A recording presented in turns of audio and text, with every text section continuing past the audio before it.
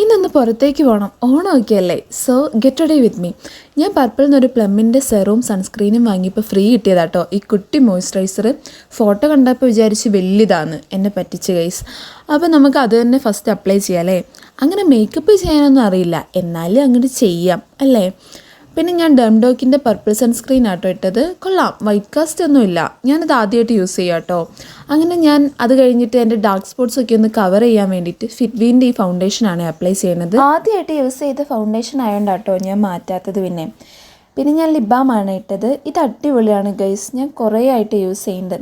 Dot and കീൻ്റെ gloss pose എന്ന് പറയുന്ന ഷെയ്ഡാട്ടോ ഇത്. പിന്നെ ഞാൻ ഫേസസ് കാനഡേൻ്റെ ലിപ്സ്റ്റിക്ക് എടുത്തിട്ട് കുറച്ച് ബ്ലഷ് ഇട്ടേ.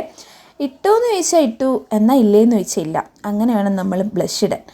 പിന്നെ ഞാൻ പൊട്ടുകുത്തി, കണ്ണെഴുതി, ഇനി ഹെയർ കെട്ടണം. ഈ ഒരു സെറം ആട്ടോ ഞാൻ അപ്ലൈ ചെയ്യണത്. അങ്ങനെ യൂഷ്വലി കെട്ടണ പോലെ തന്നെ പോണിറ്റെയിലും കിട്ടി. ആ ലിപ് ബാം അങ്ങ് മായ്ച്ച് കളഞ്ഞിട്ട് ലിപ്സ്റ്റിക്ക് ഇട്ടു കേട്ടോ. ഇതില്ലാണ്ട് പുറത്തിറങ്ങാൻ പറ്റില്ല ഗൈസ്.